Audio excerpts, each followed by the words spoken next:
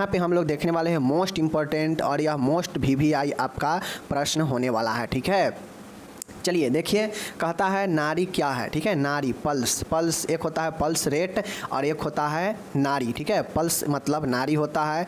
अब ये नाड़ी लेने की कौन कौन से सामान्य बिंदु है, कॉमन साइट है, इसको बताना है। यह क्वेश्चन बहुत बार पूछा जाता है, समझ गए। चलिए देखते हैं नाड़ी होता क्या है। माय डियर, रक्त परिसंचरण के लिए जब हृदय का बायां निलय लेफ्ट वेंट्रिकल संकुचित होता है तब रक्त तरंग जो है धमनी में से बलपूर्वक गुजरती है, जिसके कारण धमनी में बारी बारी से उठाव तथा पतन होता है। अतः धमनी के इस एकांतरित उठाव व पतन को नाड़ी कहते हैं। देखिए, समझने के लिए आप लोग समझिए, जैसे ब्लड सर्कुलेशन होता है। ठीक है, ब्लड सर्कुलेशन, अब ये जो नाड़ी होता है ना, तो यह इसको हम लोग क्या कहते हैं, एक प्रकार से धड़कन। ठीक है, नाड़ी दर्द कब होता है, जब हमारा हार्ट धड़कता है, तो धड़कने में जो है ब्लड को पंप करता है, और पंप करने के बाद जो बलपूर्वक ब्लड जो है, जैसे मानिए हम जो है दमकल जो होता है ना पानी देने वाला, वहाँ से पानी जो है हम छोड़ेंगे तो क्या होगा, पाइप में बलपूर्वक गुजरेगा। पाइप में जो पाइप होता है उसमें बलपूर्वक पानी गुजरेगा, क्योंकि वहाँ पे फोर्स ज़्यादा लगेगा। जब दमकल से पानी निकलेगा तो वहाँ से पानी जो है बहुत ज़्यादा फोर्स देगा। ठीक है, अब नलकूप जिसे हम लोग कहते हैं, अब यहाँ से पानी फोर्स देगा तो पाइप में तेज़ी के साथ गिरेगा और उसके बाद एक लय में जो है आगे जाएगा। तो यही कंडीशन हार्ट में होता है। जैसे हार्ट का 4 चैम्बर होता है। ठीक है, ऊपर में आर्ट्रियम, नीचे में वेंट्रिकल होता है, इसे नीला है, इसे आलिंद कहते हैं। ठीक है, अब होता यह है कि यह राइट है, यह लेफ्ट है, यह राइट है, ये लेफ्ट है। अब यह भी वेंट्रिकल है, समझ गए। तो अब जो ये बला ब्लड जो शुद्ध ब्लड होता है, यहाँ से लेफ्ट वेंट्रिकल, ठीक है ना, बायां नीले क्या करता है कि इससे जो है पंप करता है, यहाँ पे औरोटा होता है। ठीक है, औरोटा महाधमनी होता है। अब यह लेफ्ट दाया बायां नीले ब्लड को पंप किया धमनी में, महाधमनी में। अब जो ब्लड यहाँ पे इकट्ठा है यह इसमें जाएगा तो धक्का के साथ में जाएगा। ठीक है, पूर्वक गुजरेगा, मतलब काफ़ी इसमें बल होगा और आगे की तरफ जाएगा।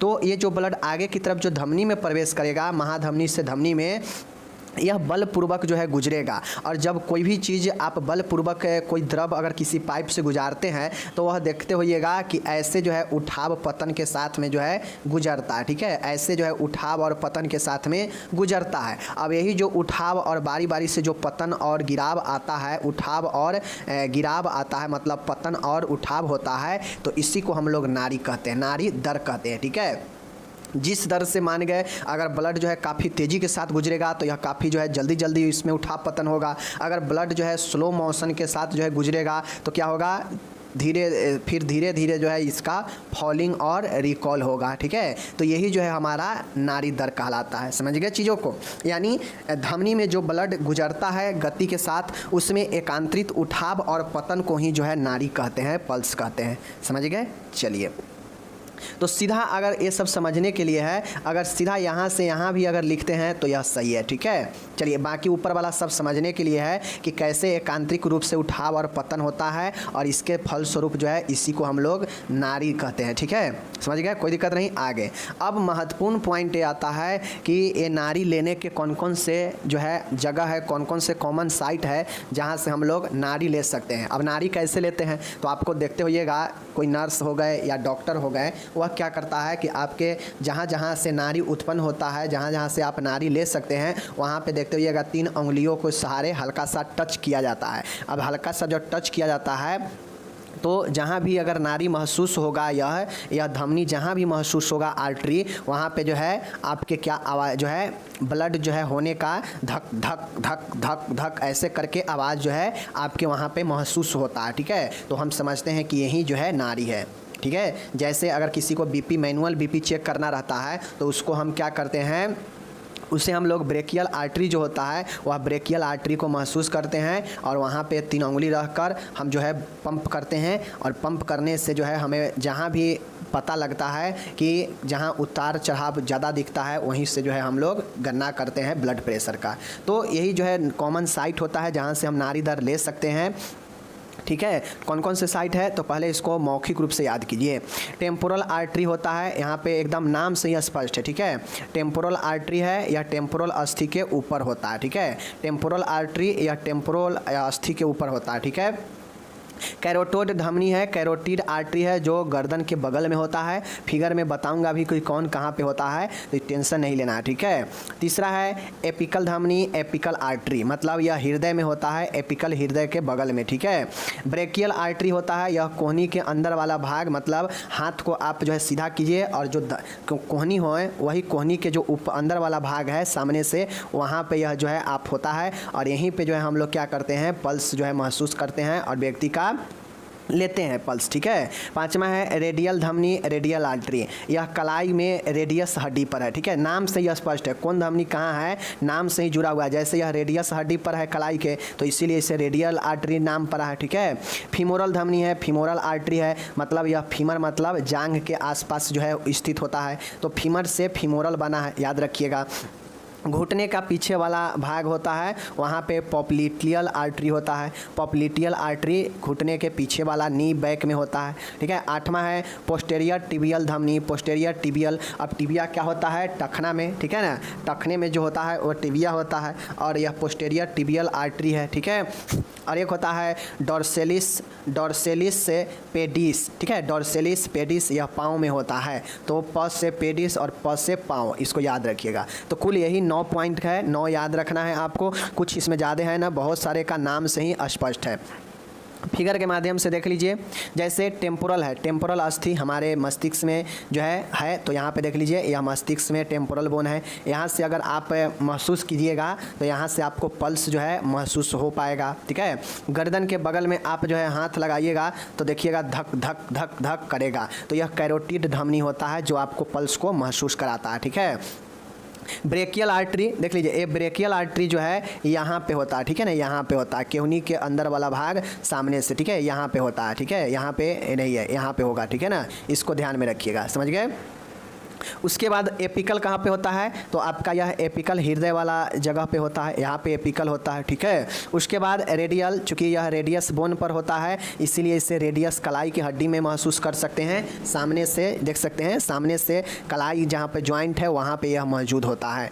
फीमोरल या जांघ या उरुस संधि के आसपास यह फीमोरल आर्टरी के जो है होता है, ठीक है। और दूसरा है डॉर्सल पेडिस है, यह पाँव में, और पोस्टेरियर टिबियल है, मतलब टखने के पीछे वाला भाग, ठीक है। तो इस प्रकार से आपका इस जगह पर आप जो है आर्टरी जो है के द्वारा पल्स को ले सकते हैं, महसूस कर सकते हैं, ठीक है। एक बार और देख लीजिए, सबसे पहले याद रखना है कुल 9 है, 9 में आपको पहला है टेम्पोरल धमनी, टेम्पोरल आर्टरी, टेम्पोरल आर्टरी जो है टेम्पोरल अस्थि के ऊपर है। कैरोटिड धमनी गर्दन के बगल में होता है, ठीक है। एपिकल धमनी हृदय के में होता है, ठीक है। ब्रेकियल धमनी कोहनी के अंदर वाले भाग पर होता है। रेडियल धमनी रेडियस बोन पे होता है कलाई में। फीमोरल धमनी फीमर जांघ के आसपास होता है। पॉप्टिलियल धमनी घुटने के पीछे वाले भाग में होते हैं, ठीक है। पोस्टेरियर टिबियल धमनी टखने के बीच में होता है, ठीक है। और डॉर्सियल पेडिस मतलब पाँव पे होता है। तो इतने जगह यानी 9 जगहों से आप जो है आर्टरी को महसूस करके पल्स को जो है आप ज्ञात कर पाते हैं, ठीक है। तो यह सब पल्स लेने के कॉमन साइट है, मैंने आपको बता दिया। अब आइए, अब ये क्वेश्चन आपसे सीधा 5 नंबर में भी पूछ लेता है या इसी में ज्वाइंट भी पूछ लेगा लॉन्ग क्वेश्चन में, कि नाड़ी की क्या विशेषता है, पल्स की क्या कैरेक्टरिस्टिक या क्वालिटी है, गुण या विशेषता पल्स की बताइए। चलिए देखिए, पल्स में मुख्यतः 4 विशेषता जो है पाया जाता है। एक आपका होता है पल्स में रेट होता है, एक समान दर के साथ जो है बहता है ब्लड, ठीक है। रिदिम इसमें एक ताल यानी एक रिदिम में जो है होता है ये। आयतन इसमें वॉल्यूम होता है और तनाव टेंशन होता है। यही 4 विशेषता 4 गुण जो है पल्स का होता है। क्या चीज़, रेट, ताल, आयतन, तनाव, दर, ताल, आयतन, तनाव, रेट, रिदिम, वॉल्यूम, टेंशन, यही 4 पॉइंट है जिसको आपको ध्यान में रखना है। अब देखिए एक एक को समझिए। पहला है रेट, दर का अर्थ है कि 1 मिनट में नाड़ी स्पंदनों की संख्या। देखिए दर का मतलब होता है कि किसी भी चीज़ में हम किसी चीज़ से भाग देते हैं, जैसे प्रति लीटर। प्रति लीटर के मतलब क्या हुआ कि प्रति लीटर मतलब 1000 में अगर हम 1000 लीटर में अगर 1 लीटर में हम 200 ग्राम, 1 लीटर दूध में 200 ग्राम पानी मिला देंगे, एक पर केजी हम 200, जैसे 50 केजी दूध है किसी ड्राम में रखा हुआ है, 50 लीटर दूध में पर लीटर हमें 200 ग्राम पानी मिलाना है। तो क्या करेंगे, पर लीटर मतलब प्रति लीटर, तो यह दर हो जाएगा कि 1 लीटर पर 200 ग्राम मिलाना है, फिर 1 लीटर पर 200, फिर 1 लीटर पर 200, ऐसे ही कर करके पूरे 50 लीटर में 200 करके मिलाना है। और हमसे कोई पूछेगा कि इसमें पानी की मात्रा कितनी है, तो हम सीधा बताएंगे कि 200 पर लीटर, मतलब 1 लीटर पर 200 ग्राम क्या है, पानी है। ठीक है, तो उसी प्रकार से दर भी बताता है कि 1 मिनट में नाड़ी स्पंदनों की संख्या कितना है, 1 मिनट में पल्स जो है पल्स का जो है कितना जो है रेट है, यह बताता है नाड़ी दर। ठीक है, समान नाड़ी दर एक वयस्क में 60 से 100 प्रति मिनट होता है। माय डियर, अगर एक एडल्ट है तो उसे 60 से 100 के बीच में होता है, वैसे नॉर्मली 70 से 72 माना जाता है। ठीक है, 100 प्रति मिनट से अधिक नाड़ी दर को टेकीकार्डिया कहते हैं, और अगर 60 प्रति से कम नाड़ी दर हो जाता है तो ब्रेडीकार्डिया कहते हैं। ठीक है, दर पता चल गया। दूसरा है ताल। ताल के मतलब होता है कि कितना जो है नियमित है। ठीक है, नाड़ी स्पंदनों की नियमितता को ताल कहते हैं। अब मान गए किसी को नाड़ी दर 70 से 72 के बीच में हमेशा रह रहा है, मतलब उसका नियमित है कि उसका जो पल्स है 70 से 72 के बीच में है। ठीक है, इसमें अगर इरेगुलर होगा तो मान के 100 हो जाएगा, कभी 60 हो जाएगा, कभी 90 हो जाएगा, तो यह इरेगुलर होगा, तो वह अनियमित हो जाएगा। लेकिन रेगुलर का मतलब है कि एक संख्या के बीच में हमेशा अगर किसी का पल्स रेट निकलता है, मतलब कि उसमें रिदम होता है। और जाहिर सी बात है, एक एडल्ट में अगर कोई बीमारी नहीं है तो उसमें नियमित रूप से जो उसका पल्स रेट है हमेशा रहता है। ठीक है, पल्स लेते समय बीच के अंतराल की रेगुलरिटी को ताल कहते हैं। यदि स्पंदन अनियमित हो तो पूरे 1 मिनट तक पल्स गिननी चाहिए। देखिए, नियमित होगा तो 1 मिनट में जो बताया गया है कि 60 से 100 के बीच में होगा एक एडल्ट का, तो इतना हमेशा जो है आएगा इसी के बीच में। अनियमित होगा तो मतलब 1 मिनट में कभी 110 हो जाएगा, ठीक है, कभी जो है 60 हो जाएगा, इससे नीचे हो जाएगा, तो यह गड़बड़ की बातें हैं। लेकिन ताल होगा तो नियमित जो है 60 से 100 के बीच में ही पर मिनट चलेगा। ठीक है ना। तीसरा है आयतन। आयतन के मतलब होता है कि यह प्रत्येक स्पंदन के साथ अनुभव होने वाला रक्त का दबाव है। आयतन से तात्पर्य है कि धमनी का रक्त से भरा हुआ। आयतन के मतलब क्या होता है कि एक बर्तन है, उसमें कितना पानी जो है भर सकता है या कितना जो है भरा हुआ है। ठीक है, वही उसका आयतन होता है।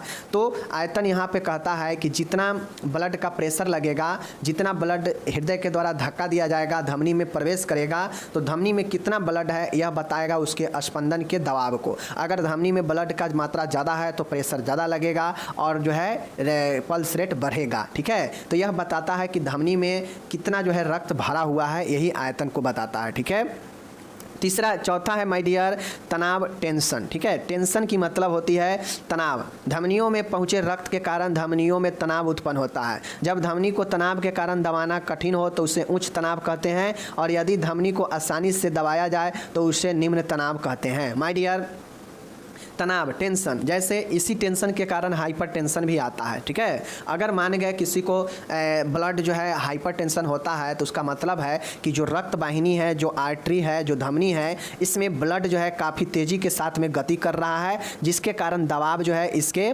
दोनों वाहिनियों के दीवार पर काफ़ी ज़्यादा लग रहा है, और इसी दबाव लगने को जो है हम लोग तनाव क्या कहते हैं, प्रेशर कहते हैं, रक्तचाप कहते हैं। ठीक है, अब जब धमनिया में रक्त बहुत ज़्यादा होगा तो उसमें तनाव ज़्यादा होगा, और तनाव ज़्यादा होगा तो उससे जो है धमनी को आप दबाएंगे तो दबाना कठिन होगा। ठीक है, लेकिन अगर यही दबाव ब्लड प्रेशर कम होगा तो धमनी को जो है आसानी से आप दबा सकते हैं और वह दब भी जाएगा। तो यही जो है तनाव होता है, टेंशन होता है। ठीक है, और इसी टेंशन के फलस्वरूप हाइपर टेंशन, उच्च रक्तचाप जो है होता है। ठीक है, चलिए, तो ये कुल 4 जो है आपका विशेषता है, मैंने बता दिया, ध्यान दीजिएगा। अब नेक्स्ट क्वेश्चन यहाँ पे ये आता है कि नाड़ी दर को प्रभावित करने वाले जो है कारक को बताएं, मतलब कौन कौन से ऐसे कारण हैं जिसके द्वारा किसी व्यक्ति के नाड़ी दर प्रभावित हो सकता है। ठीक है, तो यह भी क्वेश्चन बहुत बार पूछता है। चलिए देखते हैं। नाड़ी दर को प्रभावित करने वाला माय डियर अनेकों कारण है। अब एक पल्स रेट को किसी के, देखिए पल्स का मतलब क्या है कि जैसे हार्ट ब्लड पंप किया महाधमनी में, महाधमनी से जो है सभी धमनी में ब्लड जाता है। अब मान गए ब्लड पंप जो है हृदय करा, तो हृदय से ब्लड पंप करेगा तो बल के साथ न जाएगा, फोर्सली जो है वह ब्लड को पंप करेगा, धक्का देगा। अब जब ब्लड धमनी में जाएगा तो वह एक गति के साथ जाएगा, और जब गति के साथ जाएगा तो वह क्या होगा कि धमनी में एक एकांतर जो है कभी उठाव कभी पतन, कभी उठाव कभी पतन होगा। और यह अगर आपको देखना है तो आप एक पानी को जो है ट्रांसपेरेंट जो है पाइप में क्या करें, आप बहाएं। देखिएगा उस पाइप में से जब पानी बहेगा तो देखिएगा जो है वह जो है उछल कूद करेगा पानी, ठीक है। पानी जो है एक लेवल में नहीं बढ़ेगा, वह उछल कूद जो है ऐसे ऐसे करता रहेगा पानी, ठीक है, उस पाइप में भी। तो वही जो ऐसे ऐसे जो गति कर रहा है वही जो है उसका क्या होता है, स्पंदन होता है, वही नाड़ी होता है, ठीक है। उसी एकांतरण, उठाव और पतन को नाड़ी कहता है। और इसके फलस्वरूप अगर दबाव लगता है दोनों वाहिनियों पर तो इसी से जो है रक्तचाप उत्पन्न होता है, ठीक है, समझ गए। तो अब नाड़ी को प्रभावित करने वाला अनेकों कारण होते हैं। तो पहला कारण है उम्र, एज। एज का मतलब है आप लोग को पता होना चाहिए कि जैसे आप लोग को अगर नहीं पता है तो हम बता देते हैं एज कैसे प्रभावित करता है। तो माय डियर, अगर कोई बच्चा भ्रूण में रहता है, गर्भ में रहता है माँ के अपने, तो उसका पल्स रेट जो है ज़्यादा होता है, ठीक है। उसका पल्स रेट, उसका हृदय का धड़कन ज़्यादा होता है, ठीक है। उसी प्रकार से मैं बात करूं तो जब जन्म ले लेता है तो वह भ्रूण से कम हो जाता है उसका पल्स रेट। मतलब जैसे जैसे उसका जो है एज आगे की तरफ बढ़ते जाता है वैसे जो है उसका पल्स रेट कमते जाता है। लेकिन सबसे ज़्यादा कहाँ होता है, भ्रूण में होता है, माँ के जो है गर्भ में होता है। कोई भी बच्चा गर्भ में पल रहा होता है उस समय उसका जो है बहुत ज़्यादा पल्स रेट होता है। उससे कम जन्म ले लेगा तो हो जाएगा, उससे कम जब साल भर का हो जाएगा तो होगा, उससे कम जब 5 साल के हो जाएगा तो होगा, फिर उससे कमेगा जब वह 10 साल का हो जाएगा, फिर उससे कमेगा जब वह 16 साल का हो जाएगा, फिर उससे कमेगा जब वह वयस्क में आएगा, ठीक है, फिर उससे भी कमेगा जब वह वृद्धावस्था में आ जाएगा। तो यह धीरे धीरे घटते रहता है। क्यों? क्योंकि बॉडी का एक्टिविटी जैसे जैसे जो है हमारा आगे की तरफ बढ़ता है वैसे वैसे पल्स रेट जो है घटते जाता है, ठीक है। अब देखिए यहाँ पे उम्र है और यहाँ पे नाड़ी दर है। चलिए हम इसको देखते हैं। जन्म से पूर्व, जन्म से पूर्व का मतलब होता है फीटल हार्ट साउंड, मतलब भ्रूण का हृदय आवाज़। ये अगर आपको सुनना है तो लगभग यह 140 से लेकर 160 जो है पर मिनट इसका जो है धड़कन चलता है बच्चा का जब वह गर्भ में होता है, ठीक है। तो यह क्वेश्चन बहुत पूछता है कि भ्रूण का जो है गर्भ में हार्ट रेट कितना होता है, फीटल हार्ट साउंड कितना होता है। तो 140 से 60 या कहीं कहीं 140 से 50 दिया रहता है। अब भ्रूण का उतना है। अब यहाँ पे जन्म के बाद कितना होगा, अब वो जन्म से पहले है, अब जन्म ले चुका है बच्चा तो उसका जन्म के बाद कितना होगा। तो चूंकि जन्म के बाद घटेगा तो 10 घटा दीजिए, 130 से 40 पर मिनट हो जाता है, ओके ना। चलिए फिर इसमें जो है आप 10 घटा दीजिए। तो प्रथम वर्ष में जब बच्चा चलता है 1 साल का होता है तो उसका जो है यह जो है आपके इतने हो जाते हैं 115 से 130 जो है हो जाते हैं, ठीक है, पर मिनट। जब वह बच्चा 2 साल में प्रवेश करता है तो और कमता है और फिर से जो है 15 कम जाता है और 100 से 15 प्रति मिनट हो जाता है, ठीक है।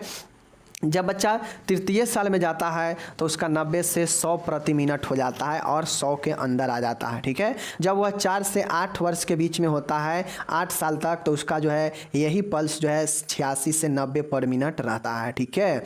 आगे चलिए, जब वह 18 से 15 रहता है तो वह 80 से 86 पर मिनट जो है होता है, ठीक है। वयस्क में बात किया जाएगा तो आपको पता है 72 माना जाता है, ऐसे 70 से 80 यह नॉर्मल माना जाता है। वृद्धावस्था में 60 से 70 पर मिनट यह चीज़ें हो जाता है। और देख सकते हैं ऊपर से लेकर नीचे तक यह क्या हो रहा है, गिरते हुए यह संख्या आ रहा है, ठीक है। तो मैं इसीलिए कहा हूँ कि आपको देखिए, अब यहाँ पे एक चीज़ बता देते हैं। सबसे इम्पॉर्टेंट है आपको जन्म से पूर्व यानी गर्भ अवस्था में कितना होगा ये याद रखिएगा, और जन्म के बाद कितना होगा इसको याद रखिएगा, ठीक है। 2 ये चीज़ें हो गया। उसके बाद आप याद रखिएगा यहाँ पे 18 से 15, ठीक है, 18 से 15 वाला याद रखिएगा, एडल्ट वाला याद रखिएगा और वृद्धावस्था याद रखिएगा। इतना याद रखिएगा तो आप जो है आसानी से जो है लिख दीजिएगा, ठीक है। आगे चलिए, दूसरा जो कारण होता है, अब एज देख लिए कि कैसे कारण है, एज के हिसाब से जो है घट बढ़ रहा है तो एज कारक हो ही गया। उसी प्रकार से आपका है लिंग, मतलब लड़की हो या लड़का हो, दोनों में अलग अलग जो है यह जो है आपके पल्स रेट जो होते हैं अलग अलग दिखते हैं। पुरुषों की तुलना में महिलाओं की नाड़ी दर अधिक होती है, मतलब एक लड़की की तुलना में लड़कों में जो पल्स रेट होता है कम होता है। तो कहीं ना कहीं दोनों का लिंग अलग होने के कारण जो है अलग पल्स रेट है, तो समझ गए ना, ये भी प्रभावित करता है। तीसरा है कदकाठी फिजिक। ऊंचे या भारी व्यक्तियों की तुलना में छोटे एवं हल्के व्यक्तियों की नाड़ी दर अधिक होती है। जो मोटे व्यक्ति होते हैं, जो भारी और लंबे होते हैं, उनमें जो है छोटे एवं हल्के व्यक्ति की जो देख लीजिए, ऊंचे एवं भारी व्यक्तियों की तुलना में छोटे एवं हल्के व्यक्तियों की नाड़ी दर अधिक होती है। मीन्स इसके कहने का मतलब है कि किसका अगर कद काठी अगर मोटा होगा, ऊंचा होगा, लंबा होगा तो उसका जो है कम होगा किसके तुलना में, छोटे एवं हल्के व्यक्ति के तुलना में, ठीक है। तो ये फिजिक कद काठी भी मैटर करता है। चौथा है व्यायाम। एक्सरसाइज, व्यायाम करने के बाद बढ़ी हुई पेशीय सक्रियता नाड़ी दर में वृद्धि कर देती है। अब आप एक्सरसाइज कीजिए आधा घंटा, आप जो है क्या करते हैं देखिएगा कि आपके जो है शरीर में एकदम जो है करंट सा जो है दौड़ने लगेगा, ठीक है, एकदम शरीर आपका जो है एक्टिव हो जाएगा। तो यह क्यों होता है? शरीर में एक्टिव होने के साथ ही, बॉडी हमारा एक्टिव होने के साथ में ही नाड़ी दर जो है बढ़ जाता है। तो इसलिए एक्सरसाइज जो है इम्पोर्टेंट है, ठीक है। पाँचवा है आसन व पोजीशन। आसन व स्थिति का मतलब है कि कोई व्यक्ति है वह बैठा है, सोए है, ठीक है, तो इन दोनों की तुलना में जो व्यक्ति खड़ी हुई है उसकी नाड़ी दर अधिक होगा। मतलब एक सोया हुआ व्यक्ति या एक बैठे हुआ व्यक्ति जो है खड़े हुए व्यक्ति के तुलना में नाड़ी दर कम होगा। मतलब जो बैठा है या सोए रहने की तुलना में खड़ी हुई अवस्था में नाड़ी दर अधिक होती है। तो ये चीज़ें देख लीजिए, अवस्था और आसन भी प्रभावित कर रहा है। छठा है भोजन, फूड। भोजन करने के बाद नाड़ी दर में वृद्धि हो जाती है। अब भोजन कर लीजिए, मन एकदम सुस्ताल रहेगा। जब भोजन नहीं कीजिएगा तो एकदम मन डाउन रहेगा, एकदम शरीर आपका लेजी रहेगा। लेकिन जैसे ही आप भोजन करते हैं आपके शरीर में ऊर्जा आ जाता है। तो भोजन करने के साथ ही जो है आपके क्या होते हैं कि नाड़ी दर में वृद्धि हो जाते हैं। सातवां है इमोशन, भावावेग। मतलब मन का भाव कैसा है, विचार कैसा है। मानसिक एवं भावनात्मक व्यवधानों में नाड़ी दर बढ़ जाती है। अगर आप बहुत ज़्यादा टेंशन लेते हैं, बहुत ज़्यादा डिप्रेशन में है, बहुत ज़्यादा स्ट्रेस में है, यानी मानसिक रूप से आप, भावनात्मक रूप से आप कोई व्यवधान में पड़ जाते हैं, कष्ट में पड़ जाते हैं, मानसिक रूप से सोचते जाते हैं, टेंशन ज़्यादा होता है, तो इस दौरान आपकी नाड़ी दर जो है बढ़ जाती है, पल्स रेट बढ़ जाएंगे, ठीक है, चेक करके देख लीजिएगा। आठवां है पीड़ा, पेन। अगर आपको चोट लग गया हो, कोई पेन हो रहा हो, कोई दिक्कत हो रहा हो, तो इस पेन और पीड़ा की घड़ी में भी आपके नाड़ी दर सामान्य से बढ़ जाते हैं, ठीक है। नौवां है शीतल प्रयोग, कोल्ड एप्लीकेशन। शीतल प्रयोग में नाड़ी दर घट जाती है। अगर आप किसी को कोल्ड स्पंज करते हैं, जैसे किसी का टेम्परेचर बढ़ गया हो तो कम करने के लिए अगर आप उसके शरीर पर ठंडा का स्पंजिंग करते हैं तो उससे उसका नाड़ी दर क्या हो जाएगा, घट सकता है, ठीक है। तो यह कुल 9 पॉइंटें मैंने आपको बता दिया। आप याद रखिएगा कि किन किन कंडीशनों में नाड़ी दर जो है बढ़ सकता है, घट सकता है, और यही जो है प्रभावित करता है नाड़ी को। अगर सामान्य रह जाएगा तो कोई दिक्कत नहीं है, लेकिन प्रभावी का मतलब क्या है कि किसी थर्ड व्यक्ति के कारण जो है कोई व्यक्ति बहुत ज़्यादा या बहुत ज़्यादा कम जो है प्रभावित हो किसी चीज़ से, तो यही जो है आपके क्या होते हैं, चीज़ों को समझ गए। चलिए,